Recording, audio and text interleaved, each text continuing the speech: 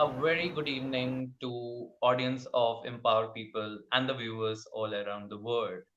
So today we are in another very exciting and very special webinar, which is I think related to almost all of us because as a part of human, we see this in everyday our lives, and this has been part of history. This has been and we hope that this is not part of our future. So today we decide to address this issue.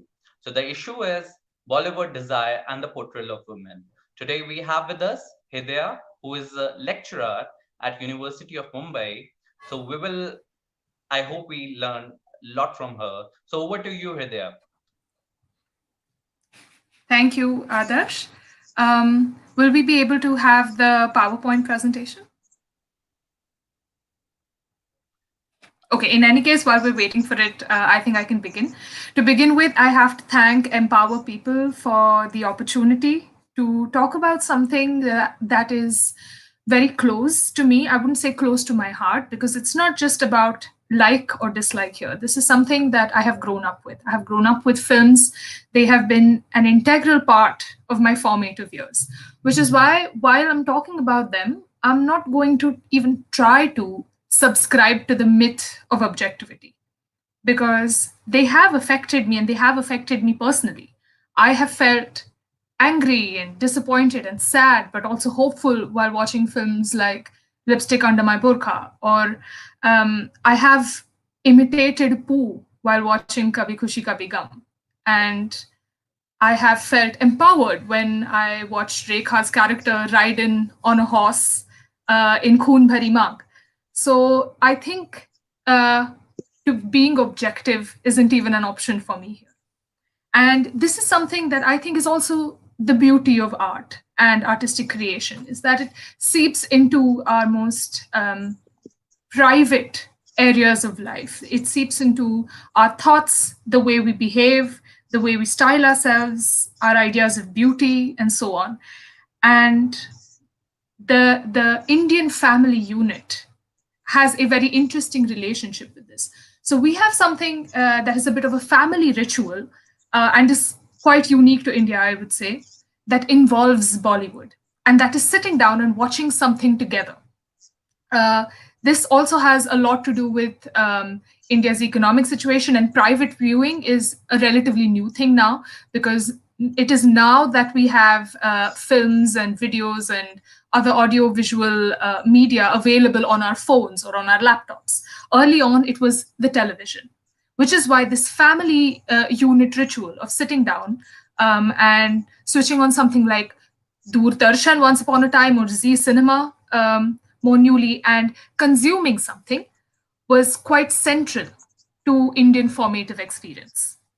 And this is why Bollywood is not something that is abstract and that only takes place in the public space. It actually does play a part in the private space. It informs our behaviors, it influences our style, our way of thinking. Even if we say that this is not something we like, that is still an influence over our behavior. And which is why I think we need to actually look at the way Bollywood portrays different aspects of life, especially the portrayal of women. The woman has been an indispensable figure in Bollywood. It is very rare to see media and performance that does not have women in it. And for those that don't, early on actually had men playing women, but the figure of the woman was still always present. There are some questions, I think, that we need to ask when we look at portrayals of women in Bollywood. So I'm just waiting for my first slide, but in the first slide, I'll show it to you later on. In the first slide, I actually had an image of Sheila Ki Jawani, and it wasn't just a screenshot from the song. What you had was Katrina Kaif surrounded by a bunch of the background dancers who are interestingly all men. And at the side, you had something like 125 million views on YouTube written. This was the creative that is used for the YouTube upload of the song. Now, this is extremely important because this song is saying that these many people have consumed Sheila Ki Jawani. The moment we say item song, we have this approach to it that says that the item song is intended for the cis heterosexual male viewer. The next slide, please, Rima.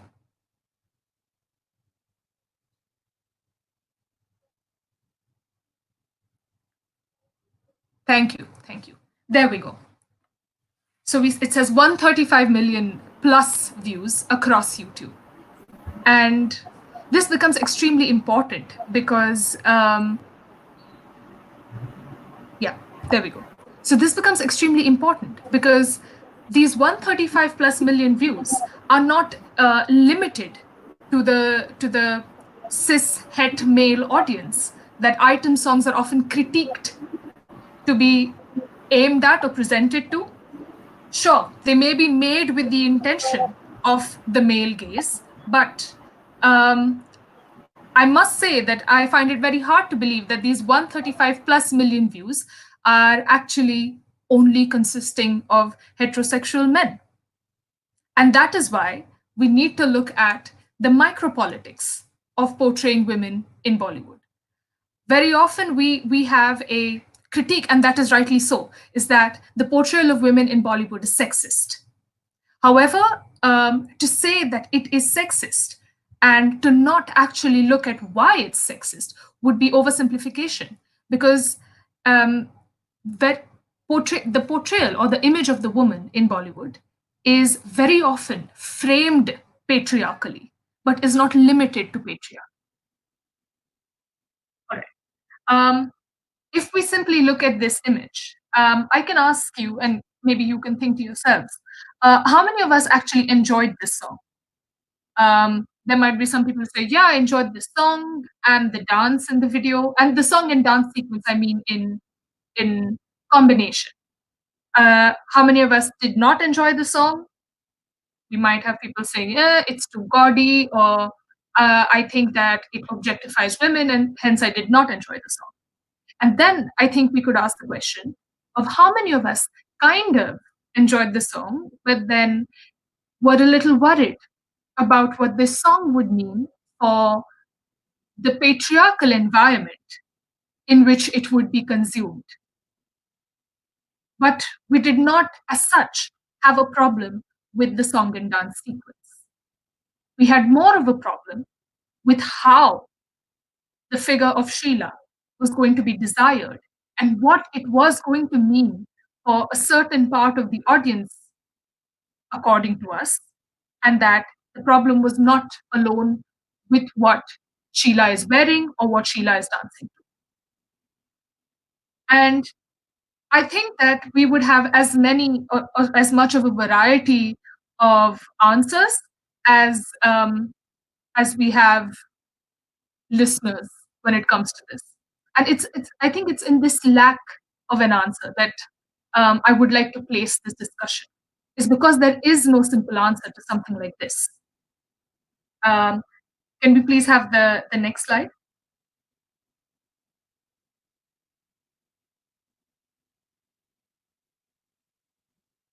Thank you. So the female figure has, like I've said earlier, has been quite central to presentation in Bollywood. And it's actually quite interesting because Bollywood is known to treat sex and sexuality as taboo and to actually repress sexual expression. And yet, it is something that really sells, and that is something that people often look at films for. So, how exactly does that work? How exactly is sexuality presented in Bollywood? Um, what we have here, and if you look at the three film posters that I have juxtaposed here, I think you will see that there is something that is fairly common amongst these. And this is not something that I actually found as a part of my research. I chanced upon this juxtaposition because I was teaching a few media students about the aesthetics of Indian film posters. And I happened to have these posters next to each other, and I looked at them and I thought, well, hey, there is something that is very, very similar about these posters of films that couldn't be more different from each other. So you have Mother India, which released in 1975.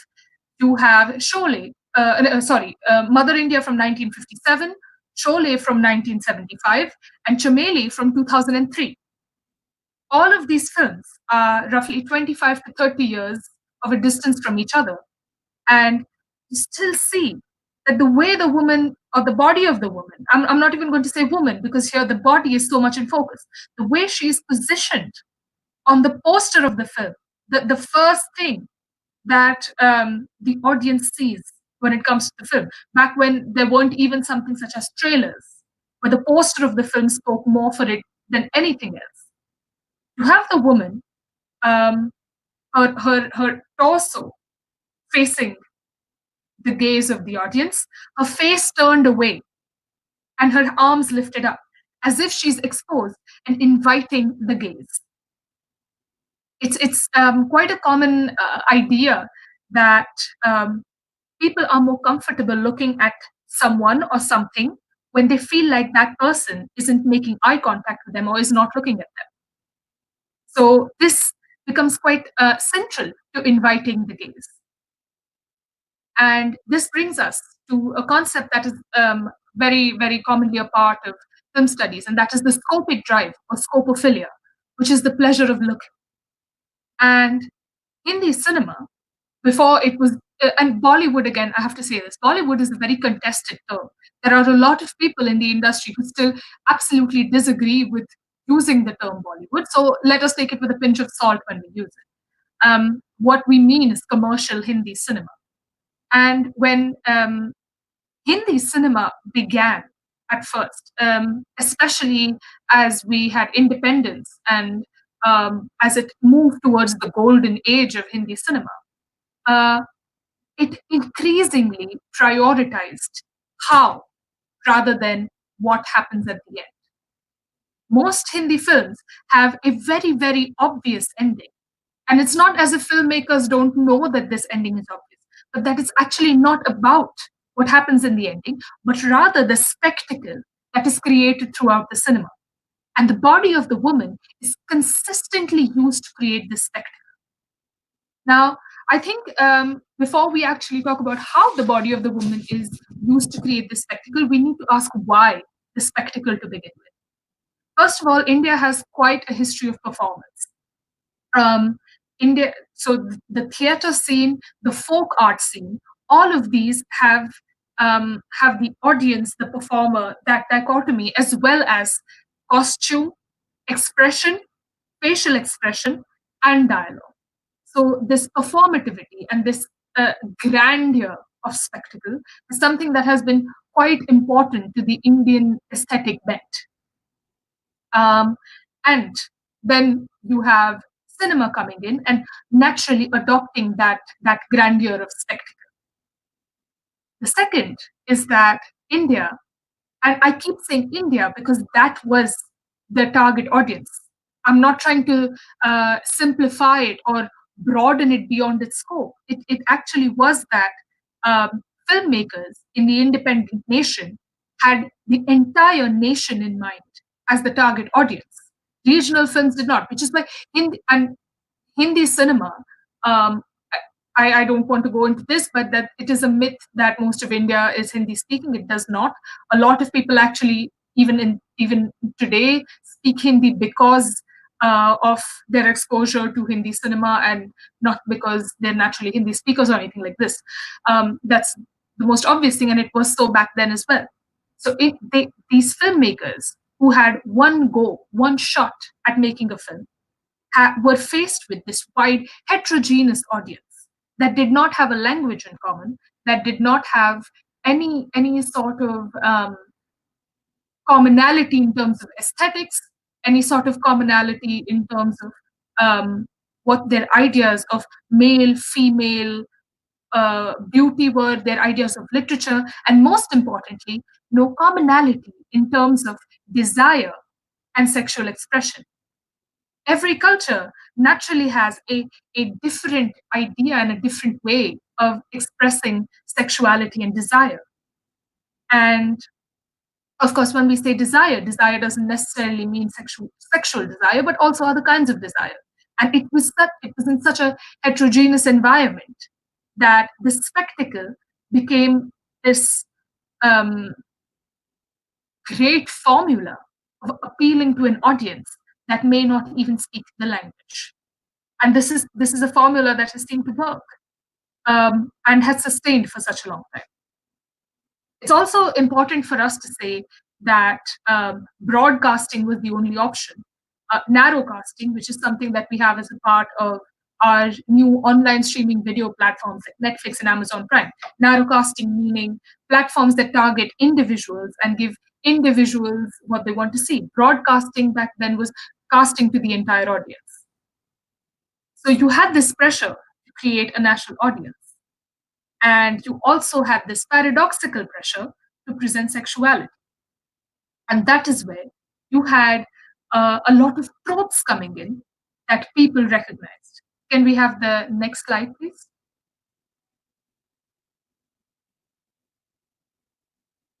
I think both of these paintings, one of them is by Bala Sahib and the other is by Raja Ravi Verma.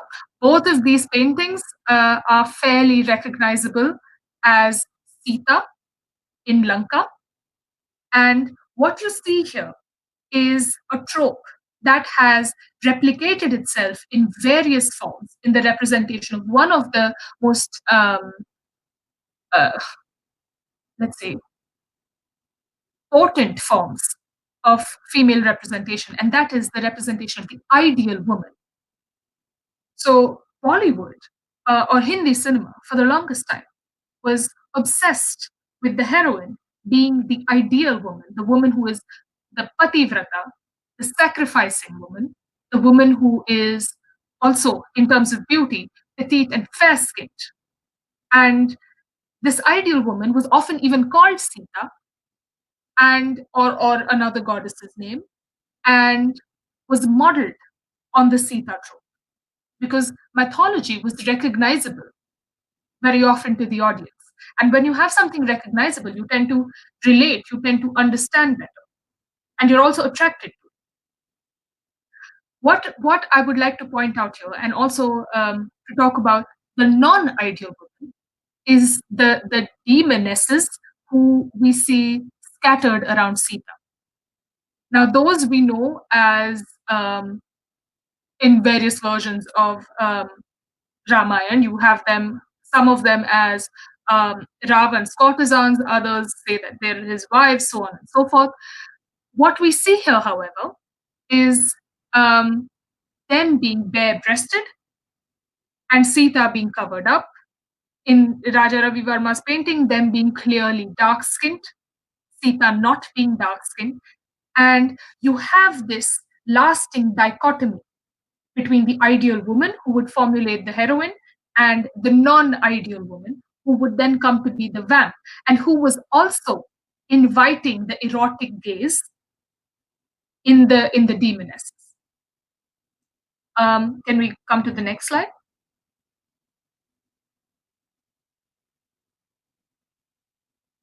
Now, I just said that sexuality was often associated with the vamp or with the villain. But there were sometimes films that actually did not have the vamp or the villain. And a film like Pardes, I think, gives us an extremely potent example of how sexuality of the ideal woman is presented in a narrative that does not have a female villain.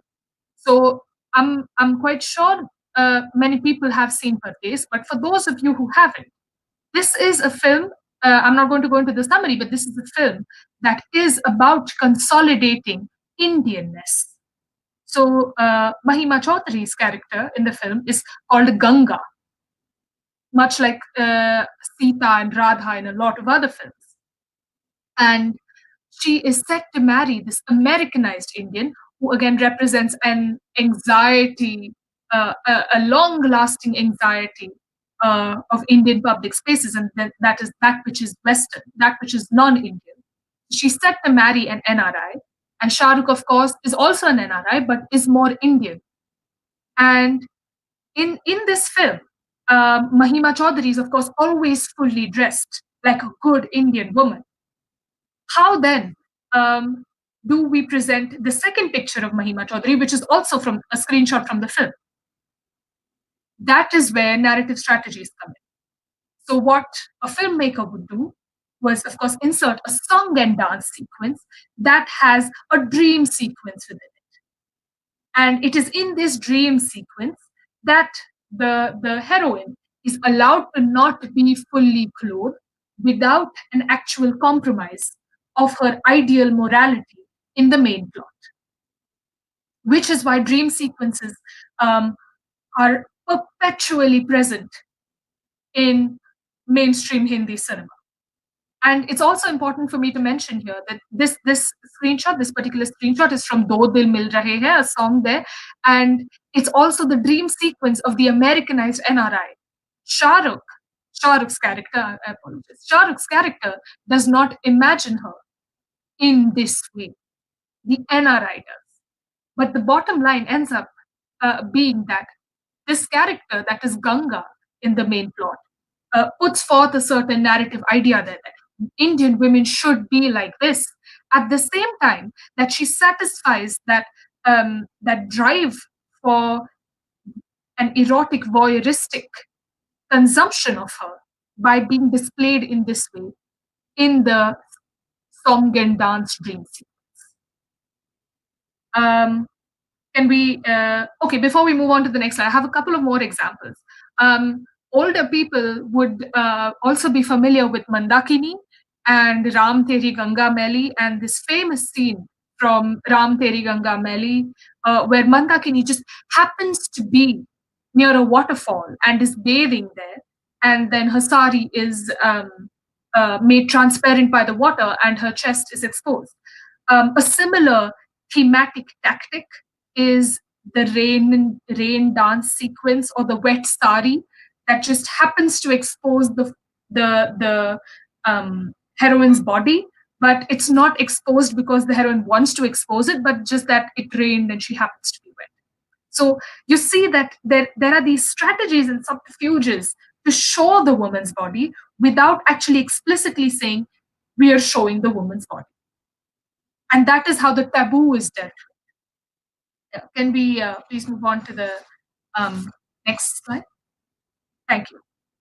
I hope everyone recognizes this figure. She was very often called the first item girl of India, and that's Helen that you have here. Now, I know that we have had, unfortunately, a million item songs since then, but I chose to use Helen here because when you look at Helen's picture here, it actually captures all of the things that the vamp was associated with. So you see that her thigh is exposed. She's dressed in red in a loud color. Her dress is frilly. Her hair is colored. She has a lot of makeup on, and she's holding a glass of wine. And this becomes extremely important because the vamp and the item song that was often performed by the vamp, and this was a type that was popularized by Helen, often became the only time a female character in the film was allowed to express sexuality. So it was also very interestingly the only time that any character in the film made eye contact with or looked straight into the camera. We'll discuss why shortly, but what I want to point out with Helen here was that the promiscuity and direct sexuality of a woman was created on the basis of the other. And the other here was the non Indian woman. So item girls, ever since Helen, have very, very often been women who are associated with some sort of Westernness. Helen was part Burmese. After that, you had Yana Gupta, Katrina Kaif to a certain extent, Sunny Leone, Nora Fatehi now. All of these item girls and their non-Indianness kind of consolidates this very, very problematic idea that Indian women don't do this. And it's okay for us to show these women dressed like this because they're not really Indian. Um, and because they're the vamps. And it's this very problematic association of sexual frankness with villainy that feeds into this idea that women who are bad are sexual.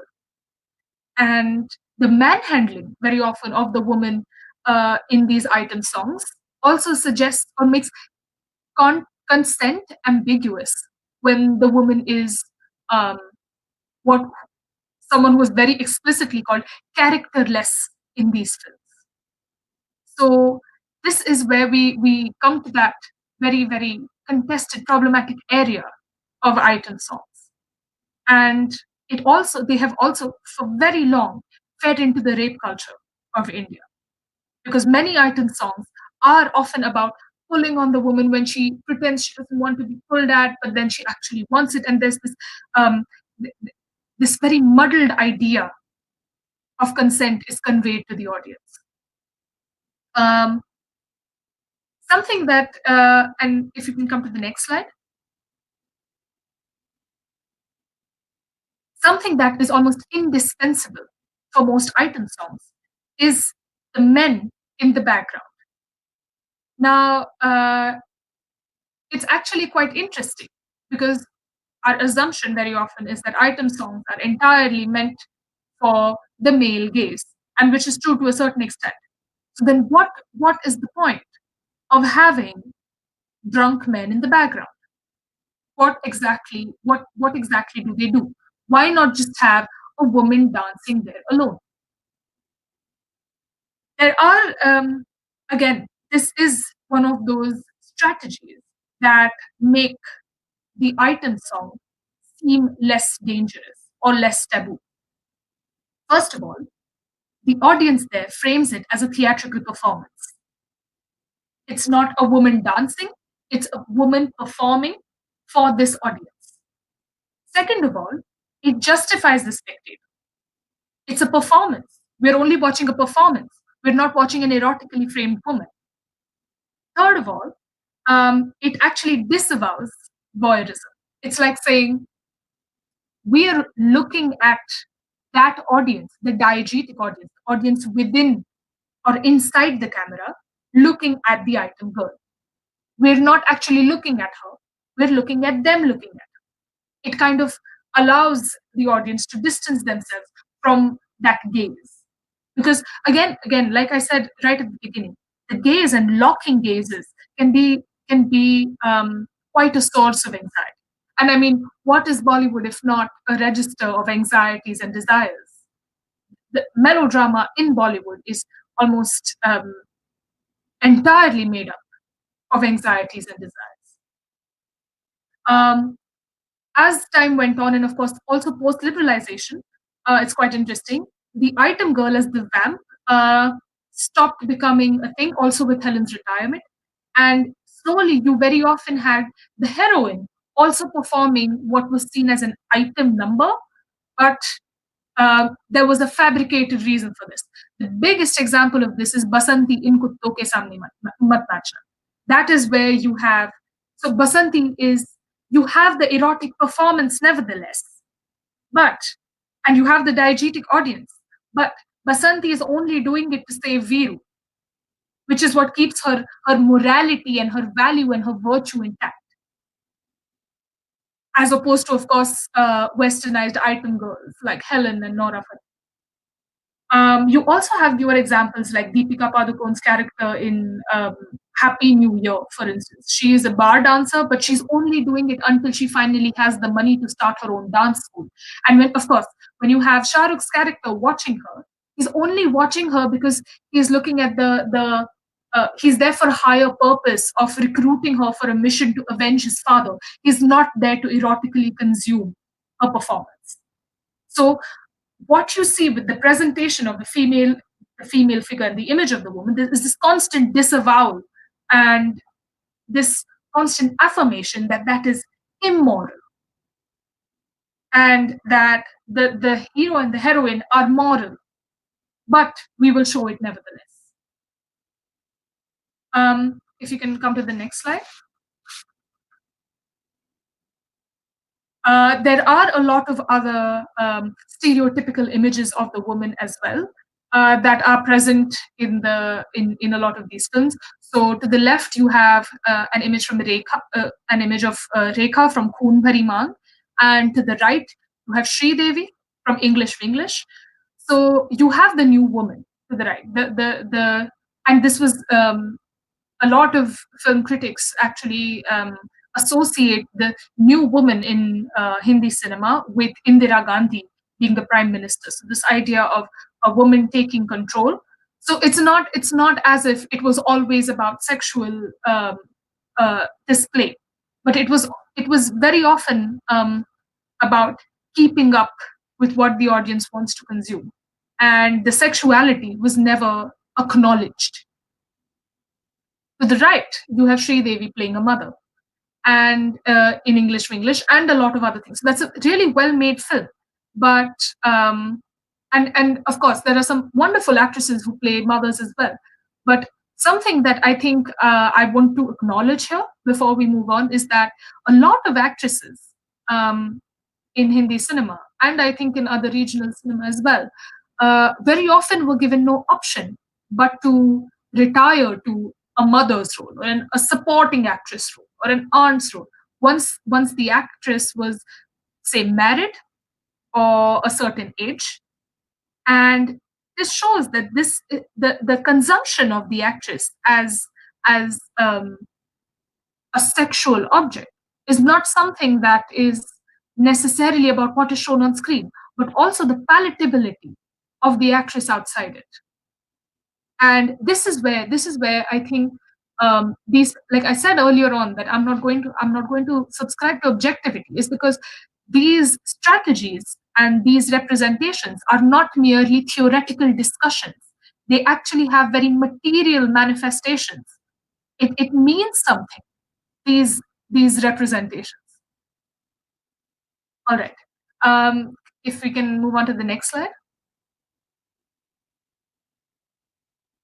Okay. So this is my final slide, and for those of you who have watched Sacred Games, uh, um, based on Vikram Chandra's book, and now one of the most famous series, the online series that is available on Netflix. This is Cuckoo, and I have just used this image of Cuckoo here because I wanted to end by also talking about how um, it's not just there is of course a change. I mean, I have pointed out a lot of these strategies that strike us in very immediately as problematic, but what we also have to take into consideration is that women are commodified to sell. But the thing is, women are used to sell something to men and women. Women are treated as commodities in a lot of these representations. I'm not going to say all of them, of course not. But we're talking about commercial cinema, and I'm not talking about the exception. I'm talking about the rule, and they are commodified. But the consumer is not purely the heterosexual male. So women find themselves in this position where they're both the commodity and the consumer. And what then happens to female desire? What then happens to desire that is um, alternative? What about transgressive viewing practices? What about a story that you see in Bombay Talkies that was actually based on a true story where a young boy watches Sheila Ki Jawani, says, "She's my idol, she's my hero. I want to grow up and be a dancer like Sheila," and actually dances and performs. Transgressive viewing practices have been present for a very long time, but they have not really made it to the filmmaking process. And that is because filmmaking has for very long been an extremely expensive, hegemonic, and naturally, then because it's expensive and hegemonic, also a masculine process. And because of this, these alternative transgressive viewing practices have always been left out of that arena. But with the changing in time, and again with liberalization in the 90s, and now with the advent of the internet on such a mass scale, you have a lot of these alternative expressions coming up. And why I've used the image of cuckoo here is because you have a very typical formula for an item, and you have this. So you have her. She's a dancer at this club bar, and she's also one Dawn's mistress, the typical um, woman who is sexually promiscuous, so on and so forth. And what you have is the discovery that she's actually trans. Later, I'm sorry if I've given anyone some spoilers, but this is the discovery that you have later. So it actually, what I liked was that it actually took this typical strategy and twisted it a little. And what happens is that everyone who has been viewing and desiring this particular figure for so long is then confronted with the fact that their desire was not as strictly heterosexual as they might have wanted it. It presents an alternative sexuality. It makes people belonging to um, alternative points on the spectrum more visible. And this, I think, is how we can actually improve the portrayal, not just of women, but simply portrayal in commercial cinema. Is that you take these set formulas and strategies and twist them. You dismantle the master's mansion with the master's tools. And finally, I can't wait to go to the discussion, but I have to say that desire, I keep using this word, but desire is not something that is entirely sexual. Desire is never a straight line. And one can never frame it or control it as much as one wants to, even within the narrative, which is why we reread things and find that, oh, I think Jay and Viru seem to have more love for each other than Viru ever had for Basanti. That's rereading for us. And we can also never really um, pin and control the audience's desire. So yes, that's it for me. I hope that we see more consensual, more healthy representations of women, men, and not just the binary of women and men in future in Bollywood. Thank you. Thank you, Hridaya, for this super insightful presentation. I mean, I can't thank you enough for, I mean, the things that you have discussed in your presentation.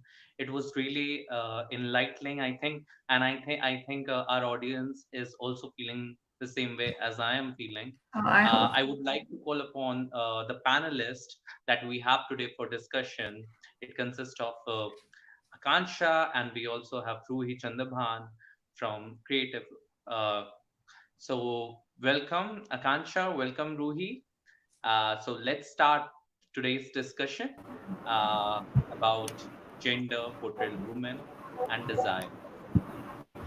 Aakanksha, would you like to take lead? No, no, please begin. You are the Oh, no, I was you.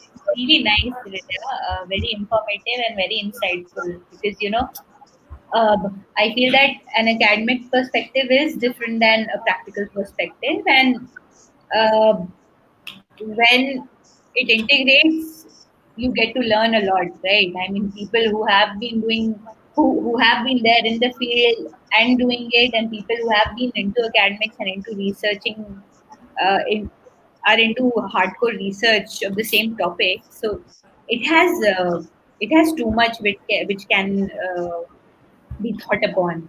So what I feel is that there is always a tussle between real and real, and I always have this question. Uh, the portrayal of women in Bollywood, particularly, not going into regional cinema and stuff.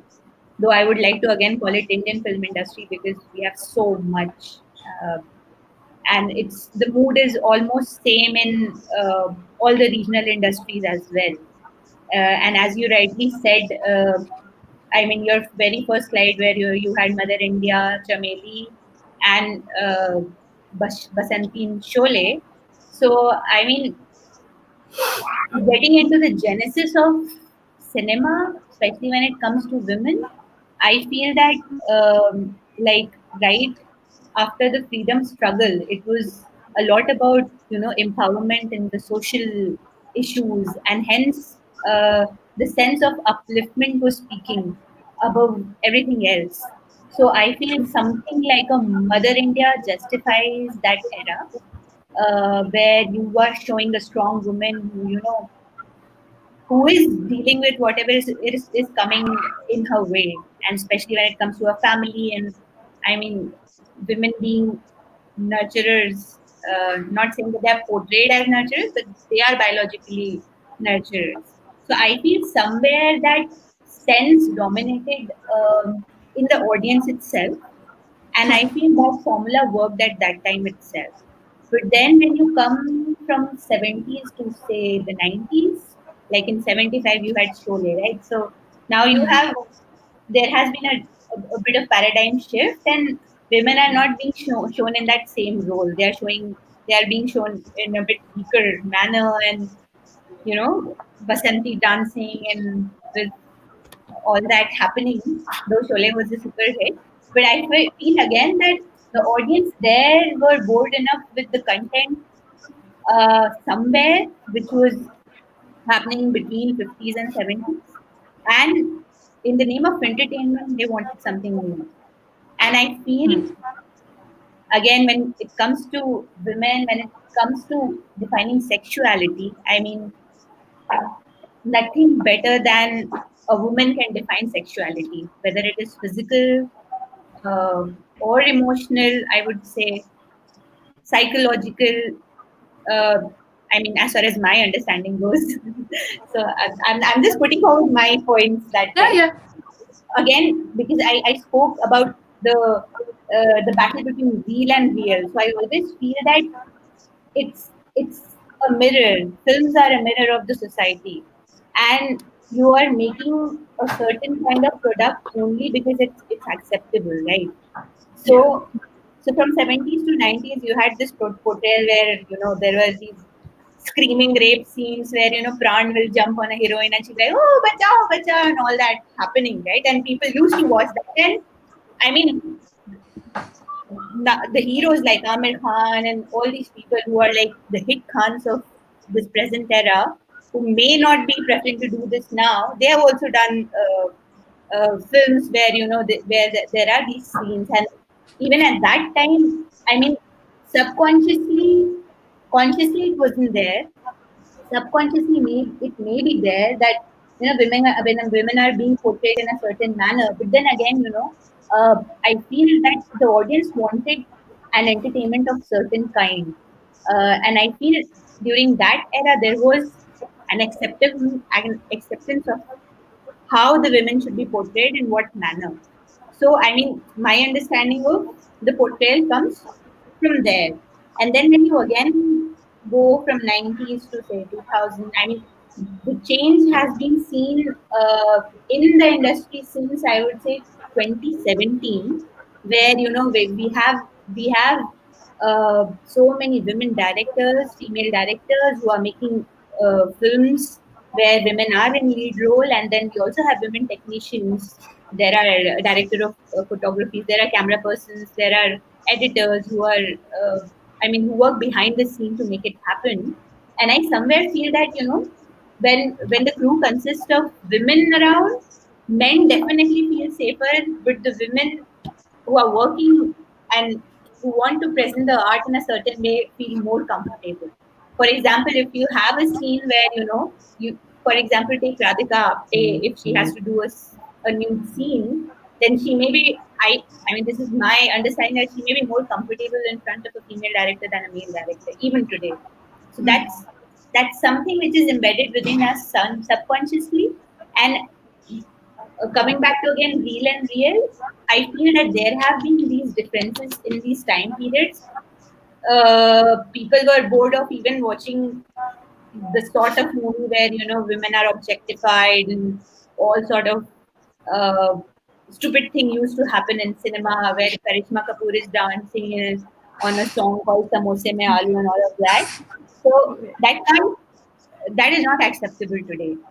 Uh, and Yeah. especially after a Me Too, something like a Me Too movement, which had happened in Bollywood and hence, sorry, Hollywood and hence Bollywood took from there. But I feel women are coming up very strongly. They are being portrayed now in lead roles since 2016-17. You have uh, women like Kangra Ranaut, you have Vidya Balan, you have Tapsi Pannu, and there have been films like Razi. There have been films like Mardani, and then again there is a difference there also. You know what happens is that most of the films which are now being made with female leads, uh, the producers have to invest to make the films, right? And they definitely have to see, they definitely have to consider the profit making bit. I mean, True. or else why will they Very true. go through it, right? Yeah. It's very easy to talk about, equality, and I'm not saying that it shouldn't be talked about, but I'm saying like you have a team who makes a film behind the scene. Similarly, you have a lot of factors which contribute to what is being portrayed True. um, on the screen, right? And most of the films which had lead actor since 2016-17 are very low budget films. Uh, I mean, such low that that amount which has been used to make a whole film is charged by a male lead actor just to do a film. So, and none of them made more than 100 crores, right? Which is like a benchmark in Bollywood, Exactly. right? Exactly. So that is where, with a film which has a female lead, producers invest less money because they know that the return won't be much. But then again, there have been certain outstanding examples. For example, a film like Mardani crossed 100 crores. Then a film Yeah.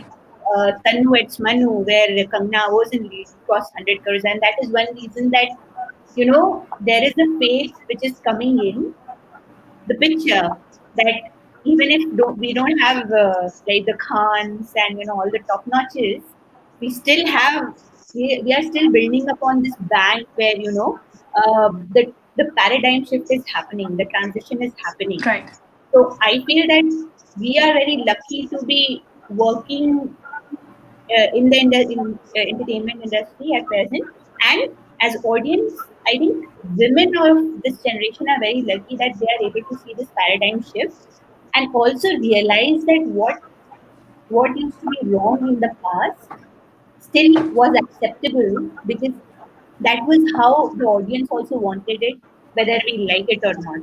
But now people are changing. Audience wants equality. There are more men supporting women in the industry, whether it's an actress or technician or whatever the role be, there are more men supporting them, standing behind them than what it used to be. So I mean, this is my perspective, where for me, real versus real is a very strong point, uh, which we definitely need to consider because we are mirror image of what I mean. Films are mirror image of what the society is, and vice versa. So, yeah. If you have to say anything on this, Akanksha, Hridaya? Yeah, I would like Yeah, to I request think. Akanksha. Yeah. Please I share think your Akanksha views can. on the same.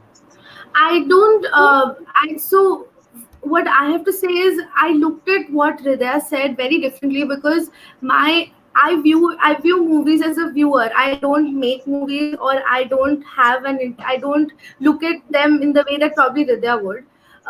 I look at it as a consumer who goes to movies, who doesn't really have an understanding of what goes on in the process of making movies, or what happens when you're trying to look at it in the way that Hridaya did.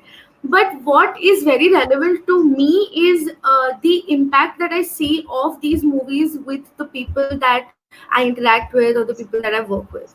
Like Hridaya mentioned in whatever she was saying in the beginning was, who are these people that we're talking about? You know, when we say that it is going to be with Sheila Kijawani, if I'm not wrong, Sheila she said, Kijawani, who's yeah, consuming item songs. who is consuming these item songs, who is consuming. So a lot of times our concern is because some people usually belonging from our socioeconomic strata and privilege have the woke knowledge of seeing it from a perspective where they can understand it, they can separate it from reality, in the sense that I know that a character that is being played by somebody is wrong even though it is the protagonist. But we think that a huge population that is actually viewing this is not going to be able to understand that, and that is a chunk of the population that I am exposed to because I've worked with them. And we see the impact of uh, so I'm going to jump from places because a lot of points that Hridaya said seemed relevant when she was speaking to what I experience on a daily basis. So I was saying that this group of people who we think will perceive it wrongly, I see that percolate in everyday life about how women are viewed, how and how women are controlled based on how people view, how the society at large views what a good woman is and what a vamp is, based on what Hridaya said. So there are a lot of, and I don't think it's just with those people. I think even people people from our socioeconomic strata also tend to see these things happen to them. So if a woman is smoking, or if a woman is drinking, or if a woman is openly talking about her sexuality, it is often that she is tainted to be the, she's given a lot of terms that are not very nice.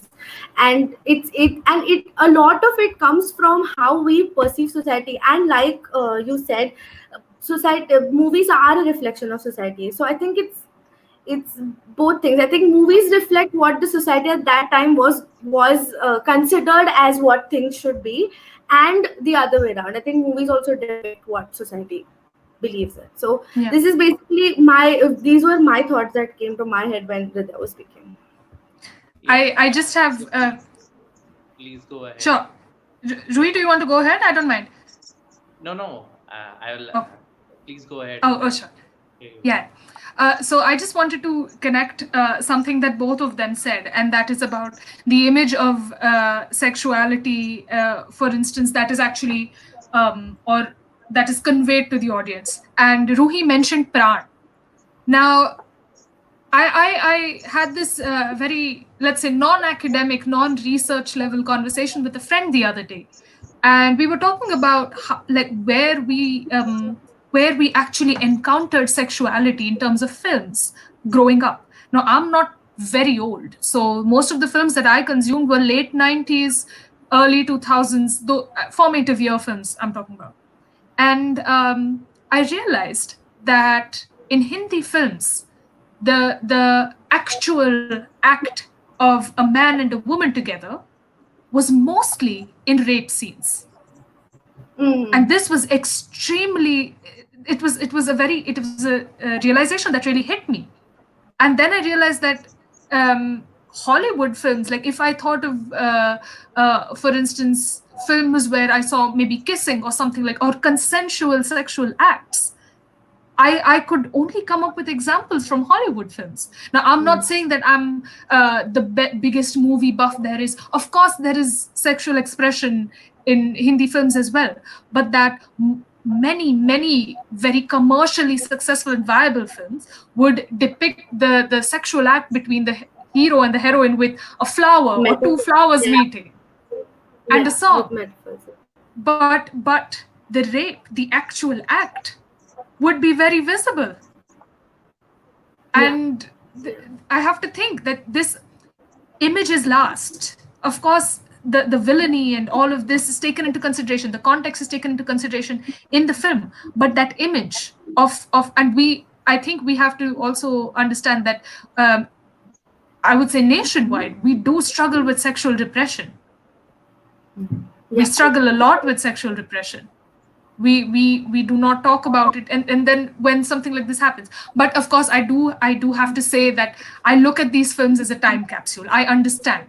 I, like Ruhi said, I don't think I think that there is some truth to the fact that the audience may not have, or there may have been bans or censorship coming down heavily on films that actually did maybe show the hero and the heroine together. Yeah. Yeah. So Yeah, of course, there it's like one of those things that I really, it's something that really one I should think about. Yeah. Yeah, I and just yeah. wanted. Oh, sorry. no, it's okay. Adarsh, Please go ahead. who should speak? Please, You tell please us. go ahead. No, so coming to your point, and that's where the happy part comes in picture. I feel that for the present times, the kind of exposure we have, the kind of say we have in everything. If I want to say something to someone, I can just tweet and maybe that person can read that, right? So I Yeah. think that plays a very major True. role in how things are unfolding, and that hence give a voice to to someone who is like a professor like Hridaya, to someone who is a social activist like Akanksha. You can put up your point, and I think all these factors are bringing a change, and which we are already seeing it there, because this Yeah. was So not true. possible like years ago when we got independence, or in 70s or 80s, and So true. this openness has has so much to do. For example, a film like Lipstick Under My Burqa, it was banned in India, and as women, we can relate to it, and we also get very anxious and very angry that this. Why did we do this? I mean, we have goddesses in our temples. We worship, like there are kul devis in every household of a village. There are kul devis, and there are devis at every level, from the minuscule ones to like Ambani also has a temple in his house worshipping a devi.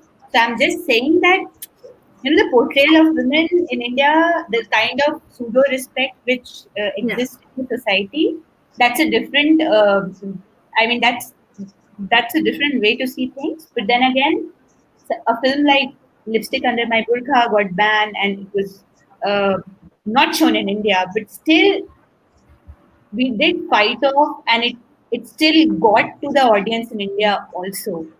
So that is also again, that exposure, the availability of the medium, all that comes in picture. Like you talked about the OTT platforms, so they are private viewing. I mean, that's so powerful. That's why, Yeah. for example, we did not show a sexual act in the films. In the older times, but now we have the audacity to do that, and we are doing it. Yeah. Uh, Yeah. be it private viewing itself, but people are accepting that, right? So it's, I mean, there was a time when on TV, if a scene comes and if you're sitting with the parents, Yeah. uh, you will just stand up and go Change and that. drink water and all of Please that. understand. Yeah. Now there are Yeah. times when children can sit and watch a scene comfortably, and they may not stand up and go when a male is standing nude in this on the screen, but they may stand up and go if there is a female. Because again, I feel that women are, sorry to say, but women are beautiful. Even Why you women thought are more it's true? different, honestly speaking.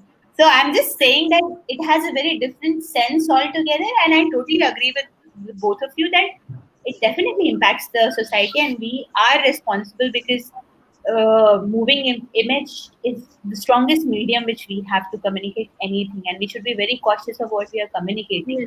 Yeah. Uh, so I feel I am very positive about how things are changing. Yeah, done. Yeah.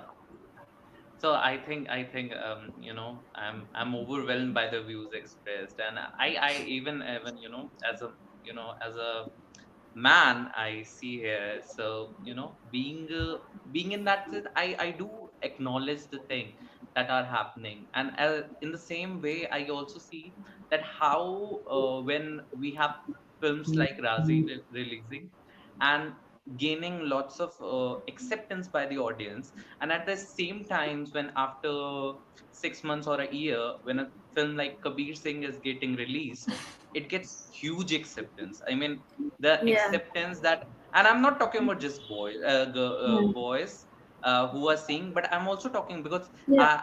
I did a kind of a survey. I won't call it studious at all. I won't call it academic.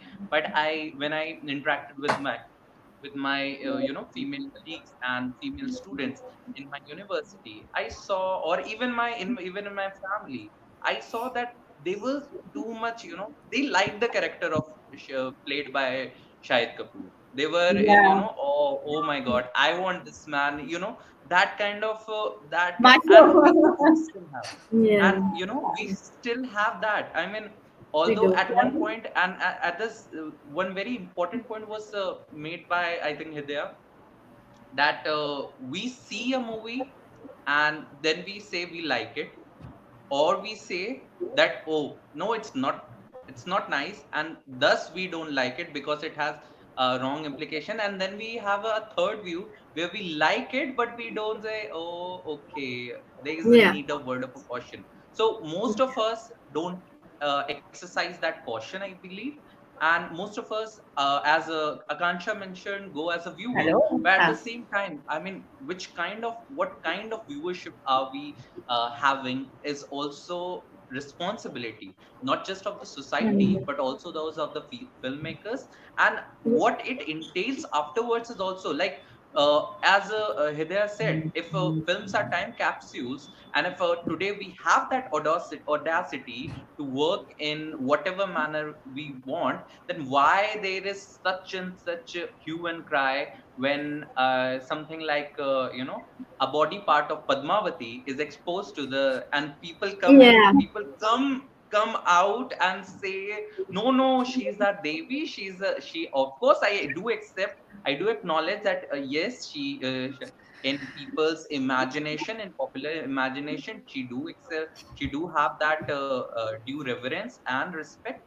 But yes, if those were time capsules, but then I realized no, I think we are still stuck in that time frame. And that same Miss Tandon was in a series, was shown as something, doing something, as which was highly criticized, and the same Miss Tandon in Mr. Kabir was like, oh my god, she's an ideal woman, she's an ideal girlfriend, she's an ideal person to be with. Yeah. And what she says in her last dialogue, I was never touched by that boy. I moved the very next day from the marriage, and this I was never ever had any. So that is very important point, to maintain that purity, that sense of purity that a woman has, and she has not been touched. She has not been, she never been into that kind of intercourse or sexual relationship.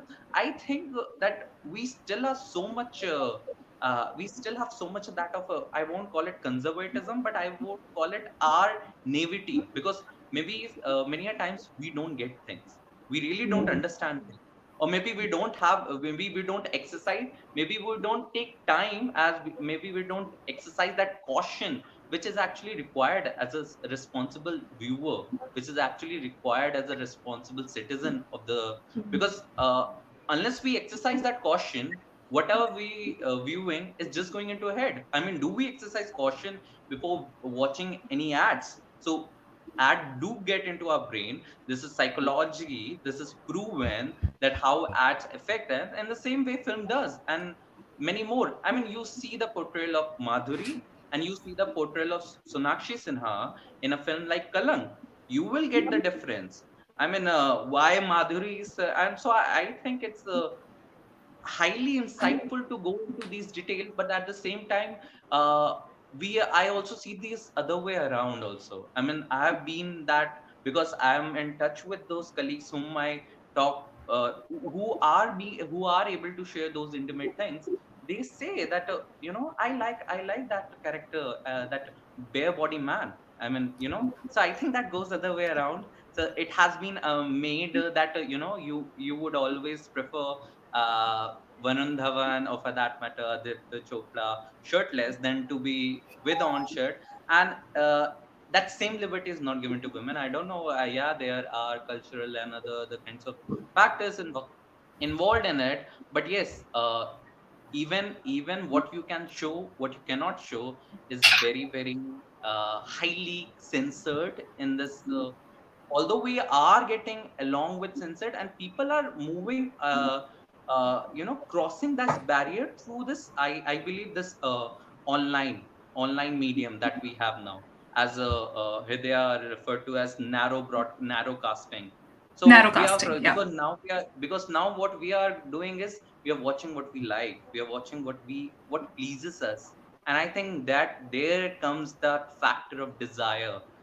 We are living our desires to the fullest, and we are trying to uh, satiate our inner soul or whatever it is. And that's how I feel that at one, for individualism, I think it's very good. And but what is really we teaching us, and how that word of caution, how that break, how that small pause needs to be communicated to the audience. That's my only worry, I believe, in the whole discussion. And I've been super learner from this word, your thoughts that you guys have Yeah. I presented. just have 3 points to add Yeah, to it, this please, others. please, please.